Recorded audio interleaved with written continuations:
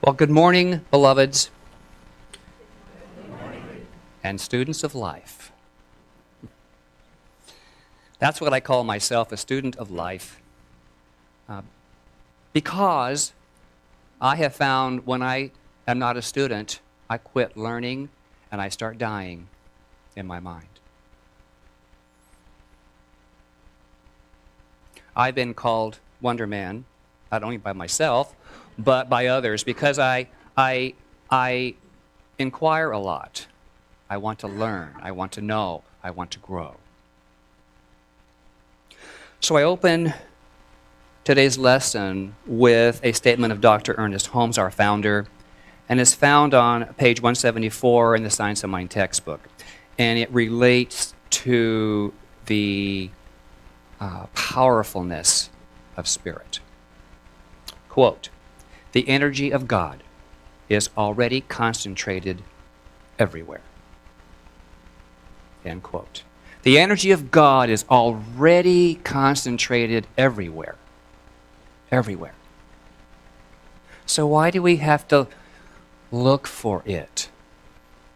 Why do we think we have to search for it out there? If it's everywhere, it's right here too. Within the individual, within you, within me, within all things.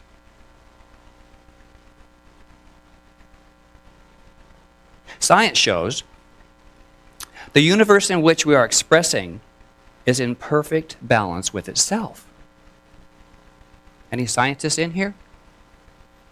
Besides religious scientists. I mean, that's great, great. So in science, we know that this balance is always perfect with itself. And it does so within a field of energy, which is comprised of, this is my word, bazillions and bazillions of animated particles. Because, well, the word bazillion means more than I can imagine. More than I can imagine. Well, these animated particles coexist as if held between a push and a pull by an attracting and a repelling agreement, working in unison with each and all. And you see that in your minds?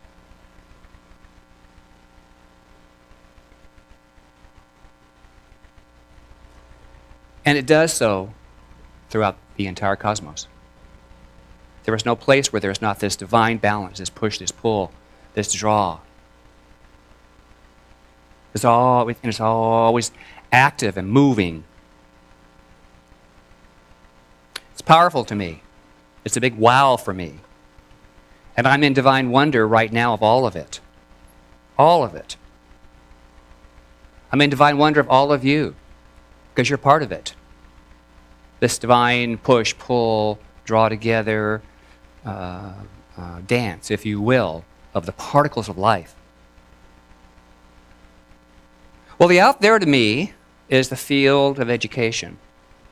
There's a field of learning, a dramatic awareness of just how vital it is to balance all its various aspects. As packaged particles of energy ourselves, it's just as vital for us to be in balance. We have the opportunity to utilize this dramatic awareness and then to live a happier state of mind. Sounds easy, huh? Yeah, it really is. But we confuse it. We muddle it. We try to rearrange those particles the way we think we'd like them. And pretty soon there's a reaction. Scientists have created a nuclear response, haven't they? And same goes for our own lives and our own minds and our own thinking. If we are out of balance with ourselves, this creates a nuclear implosion many times. And we get mad, and we get sad, and we lash out, and we withdraw. I know all those. Anybody else? I know all those. I've done all those, and I probably will do them a little bit ever so often. But I say, whoa, go back to the wow, remember who I am and how it all works. Dr. Holmes shared in The Science of Mind on page 291, and I quote, "We exist in limitless opportunities which are forever seeking expression through us," end quote. Here is the opportunity to access a change or awareness. Well, how do we access the opportunities, you might ask? Because I did. How can we be and live into those opportunities more often of the time? How? How would you do it?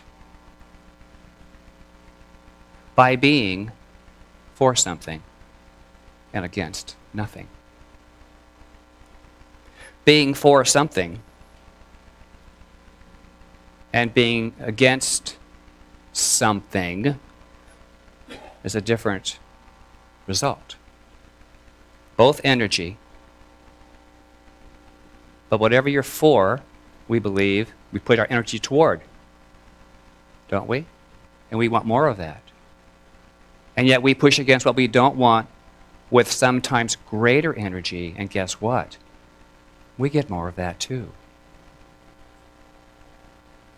So there's the opportunity to see what might upset the balance of your nuclear system and to come to terms to let that play out by itself. And focus on that part of ourselves, that part of our knowing, that part of our understanding that we truly, I'll say, have control over with a more mindful, thoughtful opportunity.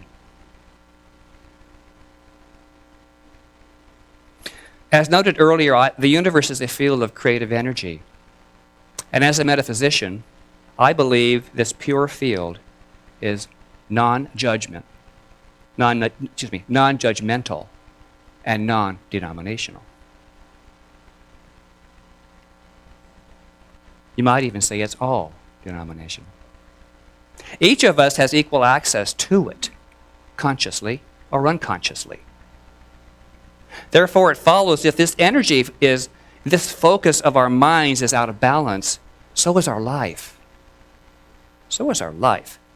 Being for something and against nothing means I am willing to find a balance in my own mind and in my own thinking. Not live my life from the parade of illusion that will forever pass in front of me. A parade of illusion I enjoy is the Rose Parade. But that's a different illusion, isn't it?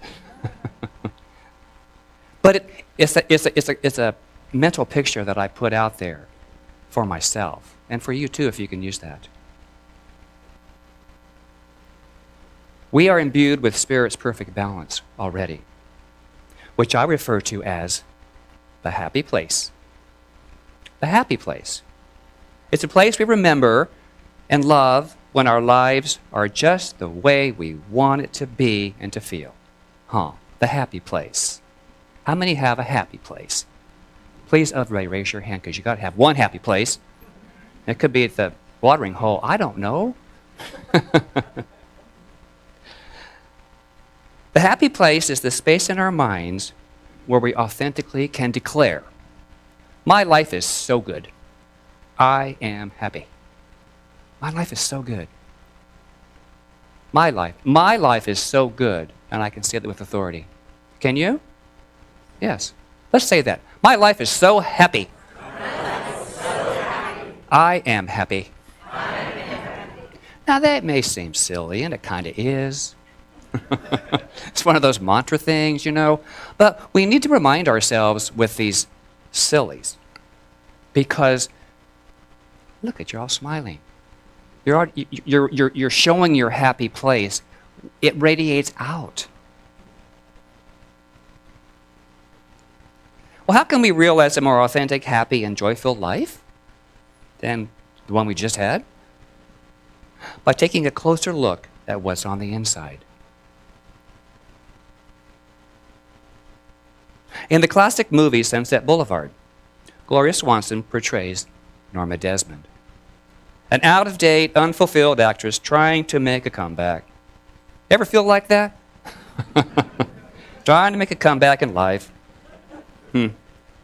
Well, after much drama on the set, she finally turns her character toward the camera lens and with dramatic effect says to the director, "Mr. DeMille, I'm ready for my close-up. I'm ready for my close-up. Are you ready for your close-up? Are you? Great, because here we go." Well, let me share, of course, a few of my close-ups, because that's all I know about are my own. Most in hindsight. And just how necessary they have been toward my authentic happiness today. Well, the first is kind of my last, and that's where I'll start.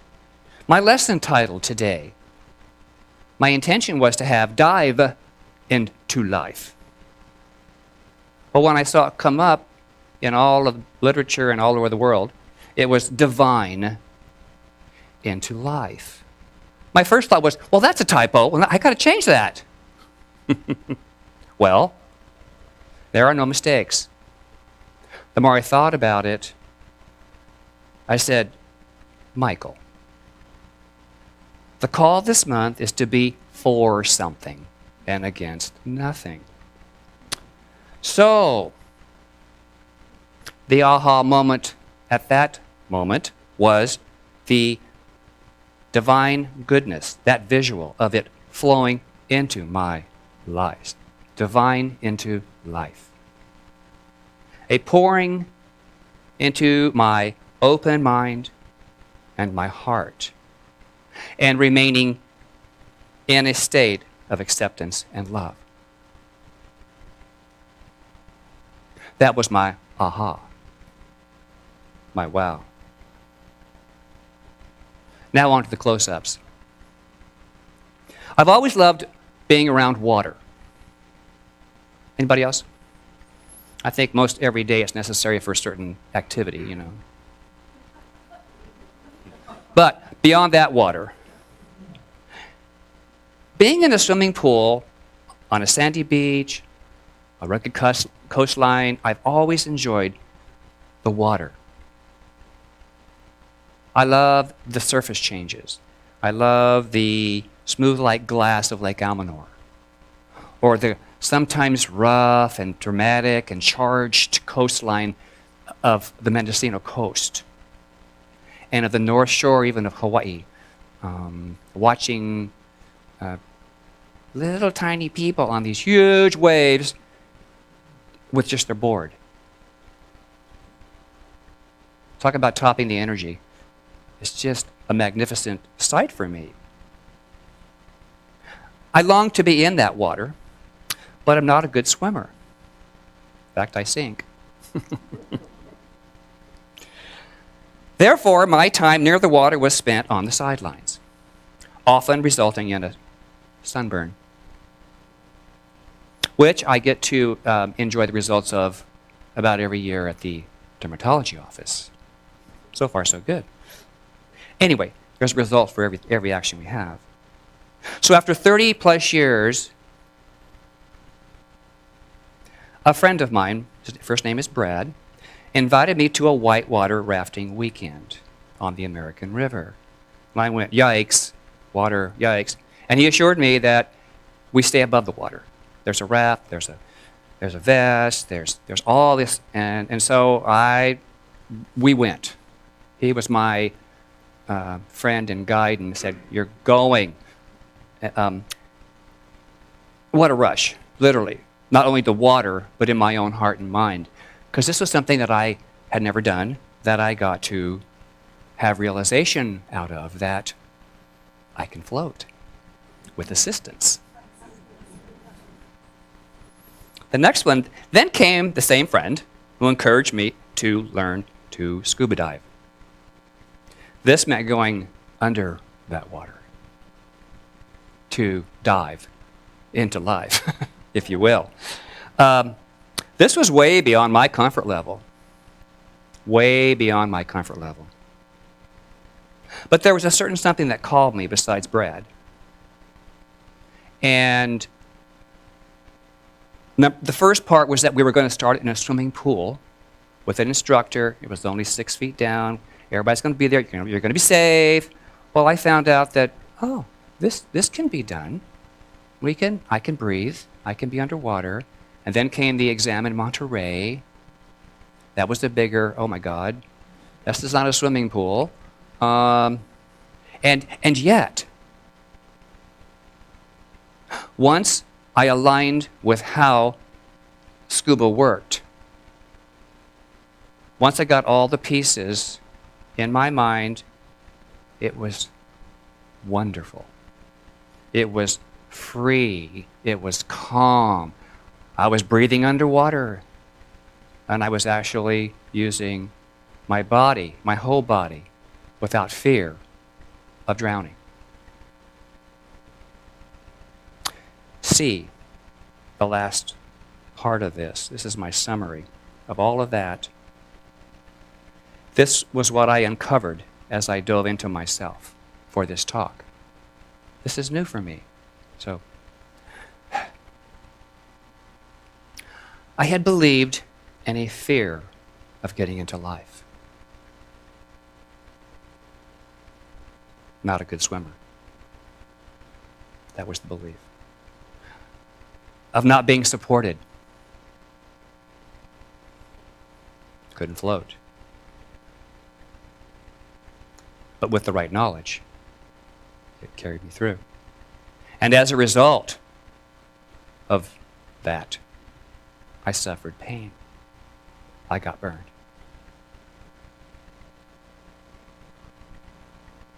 So, Mr. DeMille, it was quite a close-up for me. I am so grateful to this teaching, Science of Mind, which forever provides the tools for me and for all of us, the love and the support to have discovered my hidden, I call them treasures, because they are. I got to bring them to the surface and to look at them and to understand why my life had been, it wasn't terrible, but there were underlying currents of belief that I didn't really name yet. I had only named the experience, not thought of the cause. And I got to understand how those beliefs have been a rudder in my life, directing me here and there. And then I began to look at where it has brought me, and here I am today. Here we are today. Right here. The sum total of all of those things that have gone on the surface and beneath. They're right here. Well, the result for me is that I'm changing the course of those beliefs, one belief at a time. And I'm setting an alternate course, not away from, but towards more of who I am. Because the course is not out there, it's in here. It's in here. So, beloveds, I encourage each of you to, yes, take a closer look. Take a closer look at you. Dive in with the divine of life. It's the life that you deserve. It truly is. Every breath, every look, every recognition, as I look out at each of you,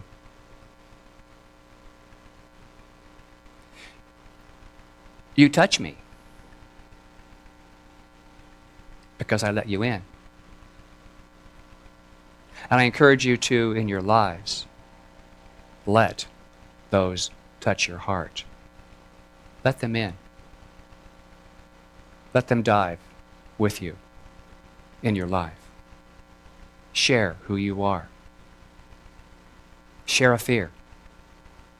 Share a goal. Share a joy. Share an activity like rafting or diving or mountain climbing or whatever that is for you. Mochas at the coffee shop. It's all good. It's all the same thing. It's all joy. It's all joy.